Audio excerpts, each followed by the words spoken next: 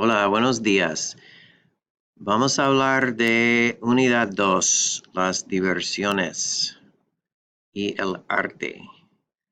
So I posted yesterday a video on Unidad 1 and not so much information about Unidad 1 in particular. It was more kind of general things about the course, answering questions that I've been fielding throughout the month of August with people, questions that students have been asking me. But today I would like to specifically talk about Unit 2. So let's go to Unit 2, Unidad 2, and I'm going to back up. Let's back up. I want to just see the classwork in a nice organized list like this. If you click classwork, here's what I do. Eventually you're going to have a lot of units here. So you'll click on the unit. I don't like to see it like this where everything's open. So I click on classwork and then scroll down to Unit 2. And then I have everything in order. So in the calendar and initial information post, I have always read this because this is where I give you some important points, and actually you might want to just kind of be checking this throughout the month because this is where I'll add things that are important. I've posted the video that I made yesterday. I made it really for Unit 1, but in the end it turned into a video that answers questions about the whole course. So if you didn't watch it at the end of Unit 1, I posted it, I think I posted it in the grammar activity for Unit 1 here. If you didn't already watch it there, then watch it here.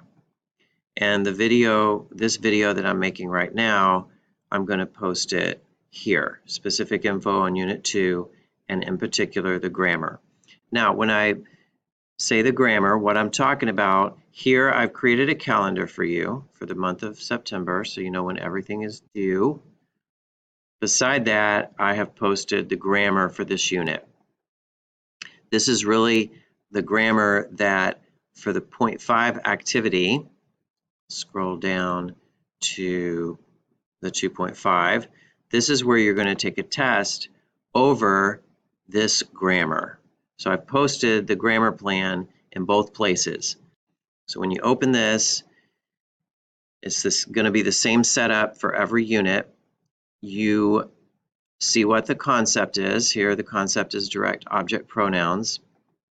I've given you a visual of the pronouns, so you have a list here. I recommend that you perhaps print this page so that you have it for some notes, and then when you're taking the quiz, or sorry, when you're taking the test, you have this available. I recommend that you memorize it, of course, because that is really the point when you're learning a new language, to memorize these things so you don't have to look at a paper every time you want to talk. But it's nice to have it handy when you're doing these activities. Then you have this reading over direct objects. Now, the first thing I would like to recommend on the direct objects is if you don't know what a direct object is in English or what a pronoun is in English, then look it up. Watch a YouTube video on direct objects. Watch a YouTube video on pronouns and how direct objects are identified and how they're used in English. And that will go a long way towards helping you understand how they're identified and how they're used in Spanish. Now, the direct objects in Spanish, here they are. So I don't know what else to say about that. That's what they are. Just a quick example of a direct object. If I say, I threw my sister the telephone, then you ask yourself, what I do is I always go for the verb first. Let me open a document here and just write that. make the writing really giant here. So if I say, I threw my sister the telephone. First of all, you should never throw your telephone, but this is just for an example. I always think it's easiest to identify the verb first. So the verb here is the action threw. And then you ask yourself a series of questions. Who threw? Who did the action? I did the action. So I is the subject. So you've got I threw, subject, verb. And then you ask who or what. So I threw who. Well, this answers not who, this answers to whom. Like, to whom did I throw the thing? If I threw my brother across the river, then I threw who? That would be my brother, because I actually threw my brother. But here I threw the telephone. So the telephone is it's what's you termed receiving the action. So I threw the telephone. The telephone is your direct object. It's the main object of the sentence. And then I threw the telephone to whom? If that question can be answered, then that is your indirect object, which we're actually not talking about in this lesson. But I thought I would throw it in there. So I threw telephone, telephone's your direct object. That's my little lesson for you on direct objects. If you don't know what I'm talking about and you're very confused, then watch a fun YouTube video where they make it all lots of bells and whistles and make it a lot more interesting to watch. So then you've got a lesson here that explains, talks to you about direct objects. It gives you that same little list that I put on the page and a description of what they are, etc., etc. It's a great little lesson. Once you've read that lesson, then you can take this quiz. I've got 2 quizzes here. These Spanish dictionary quizzes are fantastic and they're immediate results. I would do this over and over until you know what you're doing, until you feel like you've got a handle on what it is that you're supposed to understand about direct objects. If you do that, you will have no trouble with this test or with this entire unit, actually. Now let's go down to indirect objects. Ooh, I lied. I told you we weren't going to deal with indirect objects, and here they are. Indirect objects, remember, answer the question, to whom? You'll notice that indirect object pronouns they're like really similar to the direct object pronouns. The biggest difference is direct object are lo and la, or los and las, but indirect are le and les. Okay, they've got the lo and the la here, which of course makes it very confusing, but just in general, remember that the le and les is going to be these are going to be your indirect object your indirect object pronouns. Let's move down to, then you have this lesson here that talks to you about indirect objects. This explains to you in English what an indirect object is. In fact, this whole lesson, that whole first part of the lesson is explaining it like the English, how to find it in English. And then it starts explaining how to find it in Spanish. And notice that, like I said, le and les. I am not sure why the visual I chose has the direct object pronouns here, because that could confuse you. Just remember, lo and la and los and las are direct object pronouns, not indirect object pronouns. Then you have a review, a video review, which is great.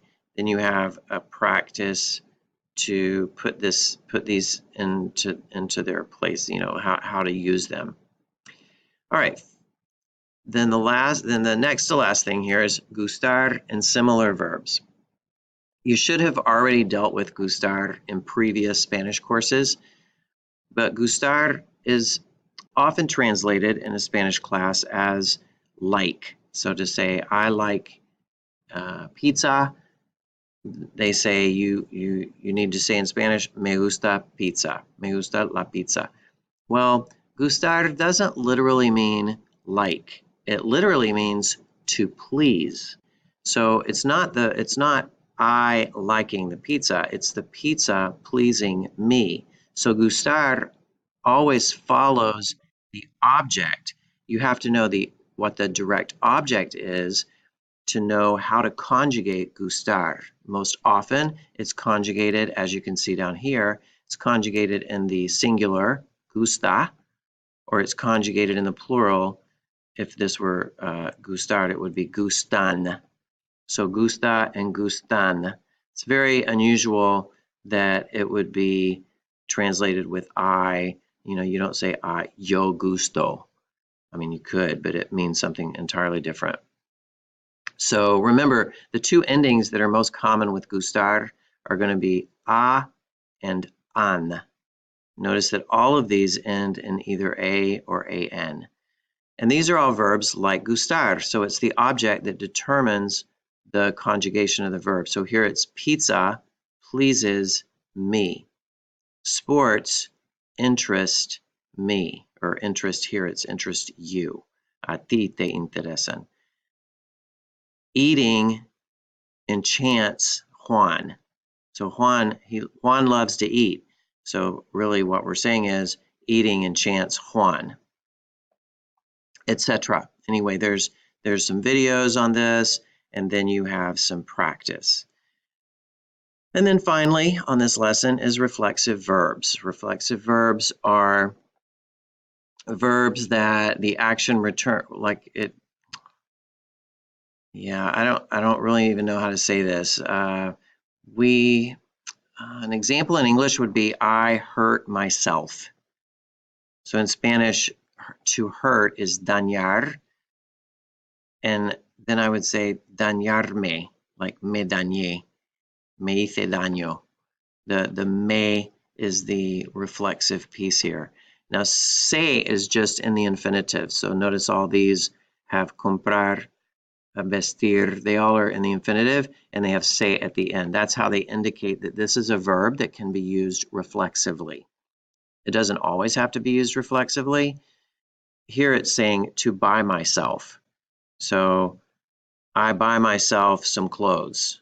Then I would say me compro ropa. It's important that you watch this, you look at this chart and maybe do some YouTube videos to understand where to locate that reflexive verb. Sometimes if it's an infinitive, it's followed by the reflexive pronoun.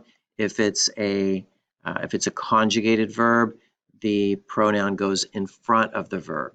That's important to know. If you look here how they did it, they give you a couple of examples here. But I do highly recommend that you watch a video before you proceed with the practice so that you get a good idea. Just look for reflexive verbs in Spanish and then watch yourself a video. That covers it for the grammar for Unit 2. If you have any questions, please don't hesitate. Email me. I really prefer email, or send me a message in It's Learning if you don't have email, or you can send me a text on the number that I gave you. So buen trabajo. Espero que todos tengan un excelente grado en esta lección, en esta unidad. In any questions, please don't hesitate to ask me. So happy work, happy learning Spanish.